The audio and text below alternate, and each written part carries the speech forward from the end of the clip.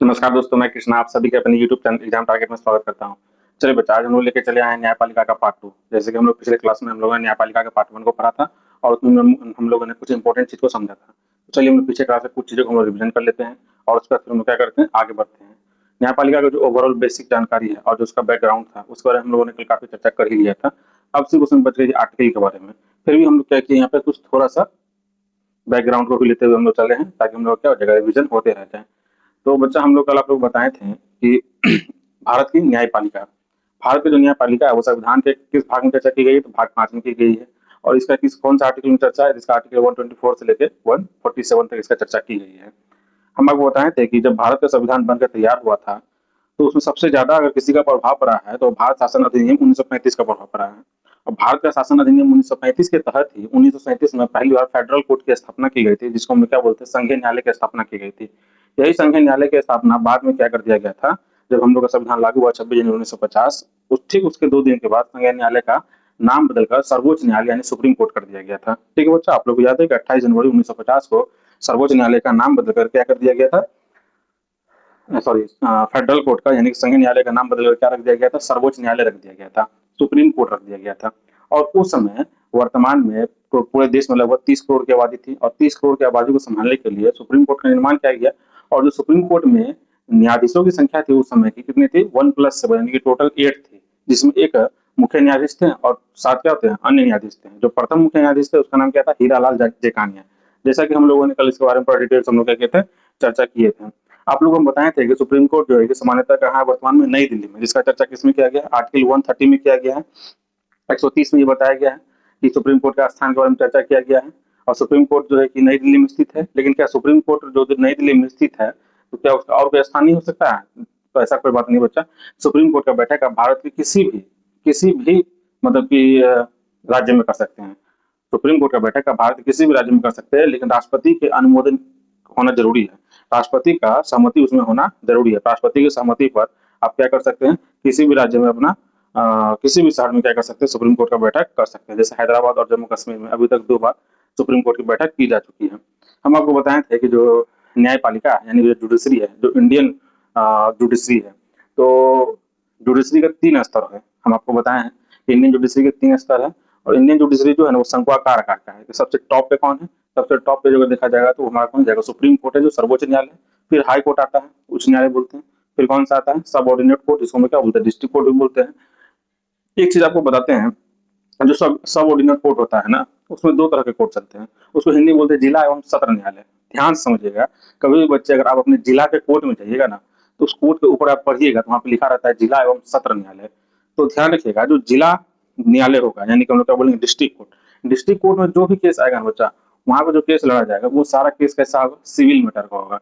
District court में जो भी केस लड़ा जाएगा सिविल मैटर का होगा। सिविल मैटर में जैसे तलाक हो गया, विवाह हो गया, तलाक हो गया, विवाह हो गया, जमीन हो गया, ये सारा मामला जो है सिविल मैटर के अंदर आता है। और सिविल मैटर के अंदर का जो जज होगा उसको क्या होता है, डिस्ट्रिक्ट जज यानी कि डीसी बोलते हैं। उसको हो गया जिला न्यायालय के अंतर्गत आता है। फिर एक होता है सत्र न्यायालय, जो क्या बोलते हैं, सेशन कोर्ट। तो जो सेशन कोर्ट होता है ना, उसमें कैसा मामला देखा जाता है बच्चा, उसमें दीवानी मामला देखा जाता है, सॉरी, उसमें जो मामला देखा जाएगा वो कैसा मामला देखा जाएगा, आपराधिक मामला देखा जाता है। ठीक है। और आपराधिक मामला जो देखा जाता है उसके जो जज होते हैं उसको हम लोग क्या बोल देते हैं, सेशन जज। क्या बोलते हैं, सेशन जज बोलते हैं। शायद आपको मेरी बात समझ में आएगी। तो ओवरऑल हम लोग पिछले क्लास में ये सब चीज को हम पढ़े थे। हम लोग क्या करते हैं, अब थोड़ा सा आगे बढ़ने की चर्चा करते हैं। हम आपको एक बात और बताए थे कि जो सुप्रीम कोर्ट है वो सुप्रीम कोर्ट क्या है, संविधान का व्याख्याकार है। सुप्रीम कोर्ट क्या है, संविधान को, अगर संविधान के किसी भी मुद्दे पे अगर आम नागरिकों को उसको समझ में नहीं आ रही है तो उसका व्याख्या करने का कार्य कौन करेगा, सुप्रीम कोर्ट करेगा। कौन करेगा, सुप्रीम कोर्ट करेगा। हम आपको बताए थे कि सुप्रीम कोर्ट जो है कि आम नागरिकों के मूल अधिकारों का क्या है, संरक्षण करता है। आम नागरिकों के जो फंडामेंटल राइट है उसका रक्षा करने का कार्य कौन करता है, सुप्रीम कोर्ट करता है। क्योंकि अगर कोई भी आम नागरिक का अगर कोई भी आम नागरिकों का अगर फंडामेंटल राइट का उल्लंघन होता है तो आप डायरेक्ट कहाँ पे आप क्या कर सकते हैं, अपील कर सकते हैं, सुप्रीम कोर्ट में कर सकते हैं। ठीक है, डायरेक्ट सुप्रीम, आप ये जरूरी नहीं डायरेक्ट सुप्रीम कोर्ट में ही करें, आप हाई कोर्ट में भी कर सकते हैं, डिस्ट्रिक्ट कोर्ट में भी कर सकते हैं, ऐसा बात नहीं। लेकिन आप क्या कर सकते हैं, अगर आप चाहें तो डायरेक्ट सुप्रीम कोर्ट में अपना अपील रख सकते हैं। यहाँ तक आप लोगों को बात में। हम आपको एक बात ये बता दें कि भारत की जो न्यायपालिका है, वह एकहरी नागरिक न्यायपालिका है। अब हम आगे बढ़ते हैं। आर्टिकल 124 के 1 में क्या बोला गया, क्लाउज 1 में क्या बोला गया है कि भारत का एक सुप्रीम कोर्ट होगा। भारत का क्या होगा, एक सुप्रीम कोर्ट होगा। जैसा हम लोग आप लोगों को बता चुके हैं पहले भी कि मूल संविधान में न्यायाधीशों की संख्या कितनी थी, टोटल 8 थी। ठीक है, टोटल कितनी थी, 8 थी, जिसमें एक क्या होते थे, सीजीआई, जिसको हम क्या बोलते हैं, चीफ जस्टिस ऑफ इंडिया, जिसको क्या बोलते हैं, चीफ जस्टिस ऑफ इंडिया। और अन्य क्या, और साथ क्या होते हैं, अन्य न्यायाधीश होते हैं। जो प्रथम सीजीआई थे वो कौन थे, हीरालाल जे कानिया। ठीक है, अभी वर्तमान में अगर आपसे कोई पूछे कि बताइए टोटल न्यायाधीशों की संख्या कितनी है, तो क्या हो जाएगा, 38, टोटल 38 न्यायाधीश हैं अभी वर्तमान में। लेकिन जो वर्तमान के जो सीजीआई है वो कौन है, तो अभी न्यायमूर्ति सूर्यकांत है। वर्तमान के जो सीजीआई है 53वें नंबर के, वो कौन है, तो आप क्या बोलिएगा, न्यायमूर्ति सूर्यकांत है। फिर आते हैं आर्टिकल 124 के क्लाउज 2 में। आर्टिकल 124 के 2 क्लाउज में क्या बोला गया है, इसमें क्या बोला गया है, जो न्यायाधीश होगी उसका नियुक्ति का प्रोसेस बताया गया है। अब न्यायाधीश का नियुक्ति कौन करेगा, तो एक सिंपल वर्ड में अगर आपसे पूछे कि न्यायाधीश का नियुक्ति कौन करता है, तो राष्ट्रपति करता है। कौन करता है, राष्ट्रपति करता है। लेकिन यहाँ पे ही क्या होता है, एक सिस्टम जन्म लेता है, जिसको हम क्या बोलते हैं, कॉलेजियम सिस्टम बोलते हैं। क्यों, क्योंकि सबसे इंपॉर्टेंट चीज यहाँ पे ये होता है कि एक चीज तो आप जान लीजिए कि जो हमारा न्यायपालिका है ना, वो क्या है, स्वतंत्र होना जरूरी है। यानी कि न्यायपालिका स्वतंत्र, क्योंकि सुप्रीम कोर्ट जो है ना, न्यायपालिका को हमारा संविधान अधिकार देता है कि वो क्या है, एक मूल ढांचा है। क्या है, मूल ढांचा के अंतर्गत उसको रखा गया है। और जो चीज मूल ढांचा के अंतर्गत होता है ना, उसमें आप बदलाव नहीं कर सकते हैं। जैसे कोई मकान है, उसका मकान के अंदर आप रंग कर दीजिए, पेंट कर दीजिए, सब कर सकते हैं, पुट्टी करवा लीजिए, इंटीरियर बनवा दीजिए, लेकिन जो उसका मूल ढांचा है ना, उसको आप नहीं बदल सकते हैं। ठीक है, वही चीज होता है क्या, मूल ढांचा। यानी कि न्यायपालिका क्या स्वतंत्रता है। अगर स्वतंत्रता का जब भी उल्लंघन की बात आएगी, तो सरकार क्या करेगी, वैसा कानून को, वैसा आयोग को खारिज कर देगी। यहाँ समझने का प्रयास करते हैं। न्यायपालिका, न्यायाधीश का नियुक्ति कौन करेगा, राष्ट्रपति करेगा। सबसे पहले बात, अगर राष्ट्रपति करेगा तो राष्ट्रपति कैसे करेगा, तो जो सुप्रीम कोर्ट और हाई कोर्ट के जो न्यायाधीश होंगे उसके सलाह पे करेगा। सुप्रीम कोर्ट और हाई कोर्ट के, सुप्रीम कोर्ट और हाई कोर्ट के जो भी जज होंगे उसके सलाह पे करेगा। लेकिन राष्ट्रपति जो है, सुप्रीम कोर्ट और हाई कोर्ट के जज, जो सुप्रीम कोर्ट और हाई कोर्ट का जो जज है, उसकी सलाह को मानने के लिए बाध्यकारी नहीं है। यानी कि अगर मान लीजिए दो जज मिलकर राष्ट्रपति को क्या करता है, किसी एक्स वाई जेड व्यक्ति का नाम अनुमोदन करता है राष्ट्रपति को, इस व्यक्ति को मुख्य न्यायाधीश बनाना चाहिए, चाहे न्यायाधीश बनाना चाहिए, तो राष्ट्रपति क्या करेगी, उस बात को मानने के लिए बाध्यकारी नहीं है। राष्ट्रपति को अगर लगेगा सही है तो ठीक है, नहीं लगेगा तो वो क्या करेगा, मना भी कर सकता है। ठीक है, लेकिन एक बात और है बच्चा, कि राष्ट्रपति जो है मंत्रिपरिषद के सलाह को मानने के लिए क्या बाध्यकारी है। तो कहीं ना कहीं आप एक चीज देख रहे हैं, राष्ट्रपति क्या है, कार्यपालिका के अंतर्गत आता है, और सुप्रीम कोर्ट और हाई कोर्ट के जो जज होते हैं वो किसके अंतर्गत आते हैं, न्यायपालिका के अंतर्गत आते हैं। तो यहाँ पे एक चीज तो बिल्कुल समझ में आ रहा है, कहीं ना कहीं जो कार्यपालिका है उस पर क्या दिख रहा है, कार्यपालिका जो है ज्यादा मजबूत होते दिख रहा है, और न्यायपालिका यहाँ पे क्या हो रही है, कमजोर हो रही है। क्योंकि जब सुप्रीम कोर्ट के जज किसी को का सलाह राष्ट्रपति को करेंगे, और राष्ट्रपति उस बात को माने या ना माने, वो राष्ट्रपति पर निर्भर करता है। ठीक है, और यहाँ पे देख रहे हैं मंत्रिपरिषद जो है, मंत्रिपरिषद का जो सलाह है, सलाह जो है राष्ट्रपति मानता है, उसके लिए बाध्यकारी है। तो कहीं ना कहीं जो राष्ट्रपति कार्यपालिका के अंतर्गत आता है, तो यहाँ पे कार्यपालिका क्या दिख रहा है, काफी मजबूत होते हुए दिख रहा है। और सुप्रीम कोर्ट जो है यहाँ पे लग रहा है कटघरा में आके खड़ा हो चुका है, उसका यहाँ पे कोई चलती नहीं है। मतलब यहाँ पे क्या लगा, स्वतंत्रता यहाँ पे नहीं मिल पा रही है। तब इसी को जाके क्या किया गया था, बाद में एक सिस्टम लाया गया था, जिसका नाम था कॉलेजियम सिस्टम। कॉलेजियम सिस्टम क्या होता है बच्चा, इसमें 5 सदस्य की एक समिति होती है, जिसको हम लोग क्या बोलते हैं, बहुसदस्यीय समिति। ठीक है, 5 सदस्य होते हैं, जिसमें एक क्या होते हैं, सीजीआई होते हैं, चीफ जस्टिस ऑफ इंडिया होते हैं, और 4 अन्य वरिष्ठ न्यायाधीश होते हैं। क्या होते हैं, 4 अन्य वरिष्ठ न्यायाधीश होते हैं। ठीक है, इस 4 न्यायाधीश का काम क्या होता है, किसी भी व्यक्ति को, मान लीजिए एक्स वाई जेड को हमको न्यायाधीश के रूप में नियुक्त करना है, तो इन चारों में क्या होता है, वोटिंग का प्रोसेस होता है, बहुमत का प्रोसेस होता है। अगर कम से कम 3 जज क्या करते हैं, अगर बहुमत दे दिए 2+1, यानी कि 3 जज अगर बहुमत दे दिए, तो ये क्या हो जाएगा, ये रिपोर्ट कहाँ चला जाएगा, राष्ट्रपति के पास चला जाएगा। ठीक है, यानी कि सबसे पहले बात देखिए, किसको मुख्य न्यायाधीश बनाना है, ये निर्णय आखिर अपने पास में कौन रख रहा है, कॉलेजियम सिस्टम के अनुसार ये रख रहा है कौन, ये रख रहा है यहाँ भारत के मुख्य न्यायाधीश। क्या कर रहा है, यानी न्यायपालिका अपने पास में रख रही है किसको, मतलब न्यायाधीश बनाना है। यहाँ राष्ट्रपति क्या कर सकता है, राष्ट्रपति यहाँ हस्तक्षेप नहीं कर सकता है। तो मुख्य न्यायाधीश के 4 कलीग, चारों कलीग मिलकर क्या करेंगे, किसी एक व्यक्ति के लिए सलाह देंगे। ठीक है, किसको, राष्ट्रपति को सलाह देंगे। और राष्ट्रपति देखेगी कि जो प्रोसेस, उस सारा प्रोसेस को अगर फॉलो करके आया है, तो उसको क्या करेगी, मानने के लिए बाध्य हो जाएगी। ठीक है, और वो क्या करेगी, उसकी नियुक्ति कर देगी। तो यहाँ पे इस कॉलेजियम सिस्टम में लगता है कहीं ना कहीं न्यायपालिका क्या होती है, स्वतंत्र व्यक्ति है, और ये मूल ढांचा के सिद्धांत का खिलाफ नहीं जा रही है। लेकिन ये मूल ढांचा के सिद्धांत के खिलाफ लग रहा था, इसलिए क्या किया जाता है, अभी तक वर्तमान में कॉलेजियम सिस्टम के द्वारा ही क्या चलाया जा रहा है, भारत के न्यायाधीशों की नियुक्ति की जाती है। ठीक इसी तरह कॉलेजियम सिस्टम को हटाने के लिए मोदी सरकार ने 99 संविधान संशोधन 2014 किया। देखिए, मोदी सरकार ने 99 संविधान संशोधन 2014 के द्वारा एक कानून लाया, जिसका नाम था एनजेक। क्या नाम था, एनजेक, एनजीएसी भी बोल सकते हैं, एनजेक था, जिसका नाम था नेशनल जुडिशरी अपॉइंटमेंट कमीशन। ये जो नेशनल एनजेक था, यानी national judiciary commission appointment commission था, इसमें टोटल सदस्य की संख्या कितनी थी, 6 थी। और 6 में कौन कौन से थे, तो समझिएगा। सबसे पहले 2 वरिष्ठ न्यायाधीश थे। सबसे पहले कौन थे, 2 वरिष्ठ न्यायाधीश थे, और एक भारत का सीजीआई, 3। और उसके बाद जो क्या होगा, एक कानून मंत्री। देखो कहीं ना कहीं यहाँ पे जैसे ही कानून मंत्री आता है, तो कानून मंत्री जो होता है किसके अंतर्गत आता है बच्चा, तो ये आता है कार्यपालिका के अंतर्गत आ जाता है। और जैसे ही यहाँ पे कार्यपालिका यहाँ पे शामिल होती है, तो न्यायपालिका की स्वतंत्रता का क्या होता है, उल्लंघन होते हुए दिखता है। इसी कारण हाईकोर्ट, सुप्रीम कोर्ट ने क्या किया, मोदी सरकार का एनजेक जो था, यानी कि नेशनल जुडिशरी अपॉइंटमेंट कमीशन जो था, इसको क्या कर दिया गया, पूरा एक सीरियस से क्या कर दिया गया, उसको खारिज कर दिया गया। और आज वर्तमान में कॉलेजियम सिस्टम के द्वारा क्या किया जाता है, मुख्य न्यायाधीश की नियुक्ति की जाती है। तो शायद आपको मेरी बात समझ में आया होगा बच्चा। अब हम लोग चलते हैं यहाँ पे आर्टिकल 124 के क्लाउज 3 के बारे में जानते हैं। आर्टिकल 124 का 3 का जो क्लाउज बोला गया है, इसमें क्या बोला गया, न्यायाधीश का योग्यता क्या होना चाहिए। तो देखिए न्यायाधीश का जो योग्यता होनी चाहिए वो क्या होना चाहिए, सबसे पहले तो भारत का नागरिक होगा। सबसे पहले क्या होना चाहिए, वो भारत का एक नागरिक होगा।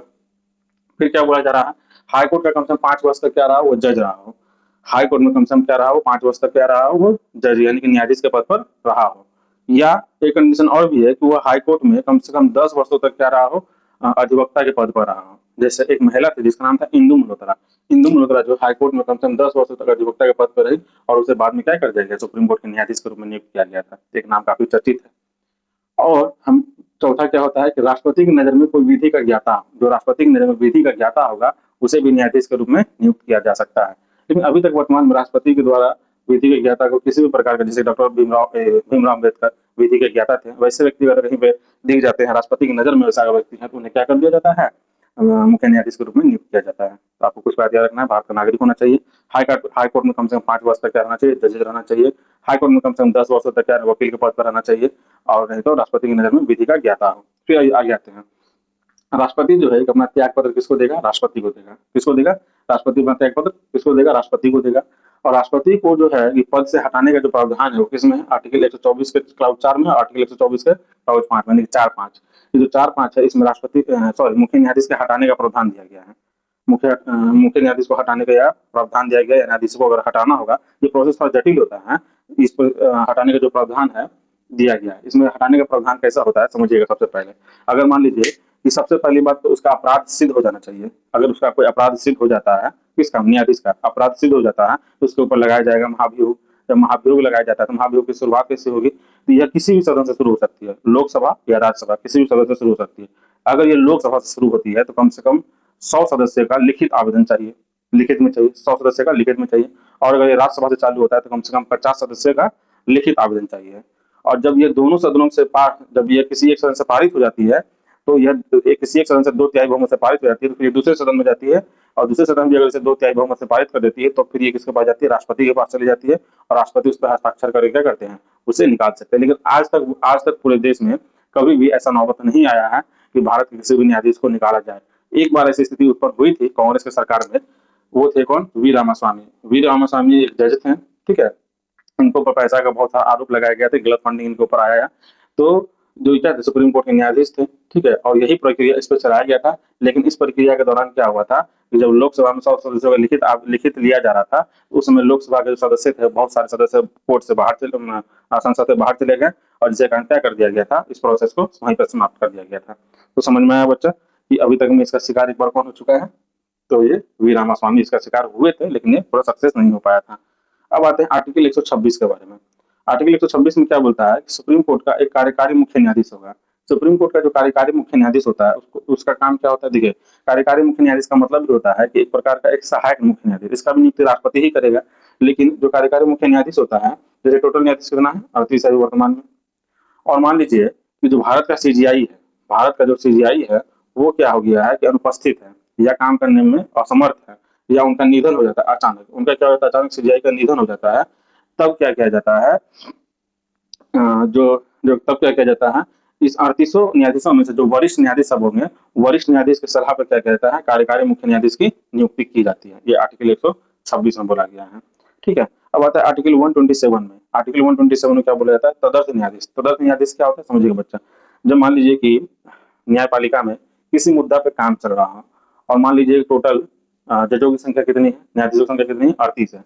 और उस दिन जज का जो है कि संख्या 38 है और किसी कारण से जजेस क्या है, बाहर हैं, मतलब कि आज सेशन कोर्ट में नहीं आए हैं, न्यायालय नहीं आए हैं, वहां पे मान लेते हैं कि सीट खाली जा रही है, तो किसी भी मुद्दे पे कोरम को पूर्ति करने के लिए, यानी कोरम को, यानी कि किसी भी मुद्दा पे कोरम को पूरा करने के लिए हाई कोर्ट से क्या किया जाता है, हाई कोर्ट से कुछ जजों को इसमें शामिल कर लिया जाता है, न्यायाधीश में नियुक्त किया जाता है। उसी को हम लोग क्या बोलते हैं, तदर्थ न्यायाधीश। क्या बोलते हैं, तदर्थ न्यायाधीश बोलते हैं, जो ये भी वरिष्ठ न्यायाधीश के सलाह पे किया जाता है। ठीक है बच्चा, चलिए अब हम इसमें मिलते हैं इसके नेक्स्ट स्लाइड। सुप्रीम कोर्ट जो है हाई कोर्ट के रिटायर्ड जज को सुप्रीम कोर्ट के न्यायाधीश के रूप में नियुक्त किया जाता है। यानी कि हम देखें कि 126 में क्या बोला गया था कि कार्यकारी न्यायाधीश की नियुक्ति किया जाता है, फिर 127 में क्या बोला गया, तदर्थ न्यायाधीश की नियुक्ति की जाती है। अब 128 में क्या बोलता है कि 128 के अंतर्गत जो है कि जो हाई कोर्ट के रिटायर्ड जज होते हैं, कुछ विशेष परिस्थिति में हाई कोर्ट के रिटायर्ड जज को भी क्या कर दिया जाता है, उसे सुप्रीम कोर्ट के न्यायाधीश के रूप में नियुक्त किया जाता है। वो आर्टिकल 128 के में बोला गया है, कुछ विशेष परिस्थितियों में ऐसा किया जाता है। आर्टिकल 129 क्या बोलता है कि सुप्रीम कोर्ट जो एक अभिलेख न्यायालय है। अभिलेख न्यायालय का मतलब क्या होता है, यहाँ पे कागजी तौर पे काम होता है, यानी कि अभिलेख न्यायालय है, इसलिए इसको क्या बोलेगा, सुप्रीम कोर्ट एक अभिलेख न्यायालय है। यहाँ पे एविडेंस के रूप में जो है, एविडेंस यहाँ सबसे ज्यादा इंपॉर्टेंट होता है, एविडेंस ही क्या होता है, उसके आधार पर न्याय दिया जाता है। आर्टिकल 130 क्या बोलता है कि सुप्रीम कोर्ट के स्थान की जानकारी हम बताएं पहले भी, 130 में क्या बोला गया, सुप्रीम कोर्ट के स्थान के विषय की जानकारी दी जाती है, जो सुप्रीम कोर्ट वर्तमान में कहाँ स्थित है, दिल्ली में है। आर्टिकल 131 क्या बोलता है, आर्टिकल 113 में प्रारंभिक क्षेत्राधिकार या मूल अधिकार, यानी कि जो सुप्रीम कोर्ट है उसकी शक्तियां के बारे में बताया गया है कि प्रारंभिक क्षेत्र इसका मूल अधिकार क्या है। तो देखो वैसा मामला जो सीधे सुप्रीम कोर्ट में अपील किया जाता है उसी को हम क्या बोलते हैं, प्रारंभिक क्षेत्र या मूल अधिकार। जैसे आप देखिए भारत सरकार और राज्य सरकार का विवाद है, भारत सरकार और राज्य सरकार जो विवाद होगा उसका जो मामला सीधा कहाँ पेश किया जाएगा, सुप्रीम कोर्ट में। तो ये क्या आता है, प्रारंभिक क्षेत्र के अधिकार में आता है। दो राज्यों के बीच का जो विवाद होगा वो भी क्या होगा, प्रारंभिक क्षेत्र का विवाद होगा, क्योंकि डायरेक्ट सुप्रीम कोर्ट में जाएगा। और भारत सरकार तथा दो या दो से अधिक राज्यों के बीच का जो विवाद होगा वो भी कहाँ जाएगा, प्रारंभिक क्षेत्र के अधिकार में चला जाता है, इसलिए सुप्रीम कोर्ट के में डायरेक्ट इसको पेश किया जाए। लेकिन एक सवाल कभी कभी पूछता है कि आपका जो फंडामेंटल राइट का उल्लंघन होता है तो क्या आप डायरेक्ट सुप्रीम कोर्ट में जा सकते हैं? हाँ, जा सकते हैं सुप्रीम कोर्ट में। ये जरूरी नहीं कि आप सुप्रीम कोर्ट में ही जा सकते हैं, आप इसका आवेदन जो है डिस्ट्रिक्ट कोर्ट में भी दे सकते हैं, हाई कोर्ट में भी दे सकते हैं। ठीक है, लेकिन ये जरूरी नहीं है। लेकिन यहाँ पे ये जो मुद्दा बताया गया था, तीनों मुद्दा, ये जरूरी है कि डायरेक्ट कहाँ पेश किया जाएगा, डायरेक्ट ये सुप्रीम कोर्ट में पेश किया जाएगा। ये मुद्दा को आप निचले स्तर के कोर्ट में भी पेश कर सकते हैं। आर्टिकल 132 में क्या बोला गया है, उच्च न्यायालय का निर्णय में विधि का प्रश्न शामिल होना जरूरी है, यानी कि उच्च न्यायालय का जो निर्णय होगा उसमें मतलब संवैधानिक मसला होना जरूरी होता है। ठीक है, अब आते हैं आर्टिकल 133 क्या बोलता है, इसमें सिविल मामलों को लेकर हाई कोर्ट के निर्णय के खिलाफ सुप्रीम कोर्ट में अपील की जाती है। अच्छा एक बात जान लो कि हाई कोर्ट में जब भी, सुप्रीम कोर्ट में जब भी अपील की जाएगी तो वह हाई कोर्ट के निर्णय के खिलाफ किया जाएगा। हाई कोर्ट का जो भी निर्णय होगा उसके खिलाफ क्या किया जाएगा, सुप्रीम कोर्ट में केस किया जाएगा। तो आर्टिकल 133 क्या बोलता है कि सिविल मामलों में, देखिए यहाँ पे आप देख रहे हैं बच्चे, यहाँ पे क्या बोला गया, जो सिविल मामलों को लेकर हाईकोर्ट के निर्णय के खिलाफ कहाँ पेश किया जाएगा, सुप्रीम कोर्ट में आप अपील कर सकते हैं। ठीक है, आर्टिकल 134 क्या बोलता है, जो आपराधिक मामला है या दंडिक मामला, सिविल का मतलब क्या होता है, जैसे कानूनी शादी हो गया, विवाह हो गया, तलाक हो गया, ये जमींदारी हो गया, ये सारा जो मुद्दा है वो सिविल के अंतर्गत आता है, समझे। और आर्टिकल 134 क्या है, आपराधिक या दंडिक मामलों में क्या होता है, यहाँ भी हाईकोर्ट के निर्णय के खिलाफ आप क्या कर सकते हैं, सुप्रीम कोर्ट में जा सकते हैं। ठीक है, आर्टिकल 136 में क्या बोलता है, 136 में क्या बोला गया, सुप्रीम कोर्ट के अपील को लेकर, सुप्रीम कोर्ट को जो अपील को लेकर एक स्पेशल लीव दिया गया है। सुप्रीम कोर्ट को अपील को लेकर क्या दिया गया, एक स्पेशल लीव दिया जाता है। मान लीजिए कोई ऐसा मुद्दा है जो ना सिविल का है, जो ना संवैधानिक है और जो ना आपराधिक है। आर्टिकल 132 में क्या बोला गया है कि संवैधानिक मसला होता है, आर्टिकल 132 में क्या आता है, जो संवैधानिक मसला होता है उसी पे जो संविधान के प्रति, संविधान के हित में होना चाहिए, तो उस मुद्दे पे भी क्या करता है, सुप्रीम कोर्ट के लिए जो है कि आप पेश कर सकते हैं, न्यायालय में पेश कर सकते हैं। तो आर्टिकल 136 में क्या बोलेगा, जो ना सिविल का है, ना संवैधानिक है और ना ही आपराधिक मामला है, जो तीनों मामलों में से किसी मामले में से के अंतर्गत नहीं भी आता होगा तो उन मामलों को लेकर आप सुप्रीम कोर्ट में अपील कर सकते हैं। जो तीनों मामले के अंतर्गत नहीं आता उसको लेकर भी आप क्या कर सकते हैं, सुप्रीम कोर्ट में अपील कर सकते हैं। अब आता है आर्टिकल 137 में, यहाँ पे क्या बोला गया, पुनर्विचार संबंधी अधिकार। क्या बोला गया, पुनर्विचार संबंधी अधिकार, यानी कि आप देखिएगा आर्टिकल 137 में पुनर्विचार का मतलब क्या होता है, जब सुप्रीम कोर्ट क्या करती है, अगर आप सुप्रीम कोर्ट किसी भी मुद्दे पर अगर वो निर्णय दे चुकी है तो वो अगर चाहेगी तो बाद में उस निर्णय को पलट भी सकती है या उस पर पुनर्विचार भी कर सकती है, जिसको हम क्या बोलते हैं, जुडिशियल रिव्यू बोलते हैं। ठीक है, या न्यायिक पुनरावलोकन बोलते हैं। तो आर्टिकल 137 में जो है कि देखिए बेरुवारी वाद जो 1960 में हुआ था, बेरुवारी हम पहले बताएं कि बेरुवारी वाद 1960 में हुआ था। इसमें यह बताया गया था कि प्रस्तावना जो संविधान का अंग है, लेकिन बाद में सुप्रीम कोर्ट ने अपने ही निर्णय को क्या किया, पलट दिया। ठीक है। कब? तो केशवानंद भारती बाद 1973 में। केशवानंद भारती 1973 में क्या बोला गया? प्रस्तावना जो है संविधान का अंग है, इसलिए प्रस्तावना में भी क्या जा सकता है? संशोधन किया जा सकता है। तो आप देख रहे हैं कि ये दो जो बात है, इस दो सुप्रीम कोर्ट का जो दोनों जजमेंट है, इस दोनों में क्या देख रहे हैं कि यहाँ पे सुप्रीम कोर्ट अपने ही जजमेंट को क्या कर रहा है? पलटते हुए दिखाई दे रहा है। यानी कि सुप्रीम कोर्ट आर्टिकल 137 के अनुसार पुनर्विचार संबंधी अधिकार इसको प्राप्त है, वो अपने जजमेंट को भी क्या कर सकती है? पलट सकती है। ठीक है। अब आता है आर्टिकल 143 बोल रहे हैं। ठीक है। 143 में क्या बोला गया? राष्ट्रपति का अधिकार है कि वह कानूनी सलाह सुप्रीम कोर्ट से ले सकता है। यानी कि राष्ट्रपति को यह अधिकार प्राप्त होता है कि वह किसी भी तरह के कानूनी मसलों में सुप्रीम कोर्ट से क्या कर सकता है? कानूनी सलाह ले सकता है। ठीक है बच्चों, आप लोगों को समझ में आया होगा बात। और उसके बाद संविधान में जो है ना, संविधान में आर्टिकल 132 के तहत 132 के तहत सुप्रीम कोर्ट क्या करती है? 5 प्रकार के रीट जारी करती है। इसको हम क्या बोलते हैं? याचिका। रीट के बारे में आप लोग जानकारी है ही पहले से, बंदी प्रत्यक्षीकरण, परमादेश, ठीक है, अधिकार परीक्षा लेख, और उसके बाद क्या होता है? उत्प्रेषण और प्रतिषेध। ये 5 प्रकार का रीट जारी कर सकता है। ये किसके तहत? 132 के तहत। आर्टिकल 132 के तहत ही सुप्रीम कोर्ट क्या करती है? 5 प्रकार का रीट जारी करती है। ठीक है। पहला बंदी प्रत्यक्षीकरण, दूसरा क्या होता है बताइए आप लोग? पहला होता है बंदी प्रत्यक्षीकरण होता है, और दूसरा जो होता है परमादेश होता है, तीसरा क्या था? अधिकार परीक्षा लेख होता है, और चौथा जो होगा क्या होगा? प्रतिषेध होगा, पांचवा क्या होगा? उत्प्रेषण होता है। ठीक है बच्चों, अब यहाँ पे न्यायालय का ओवरऑल लगभग क्लास हो चुका है। ठीक है। अब हम लोग मिलेंगे नेक्स्ट वीडियो में कुछ एक अच्छे चैप्टर के साथ में। ठीक है बच्चों, धन्यवाद। That's all.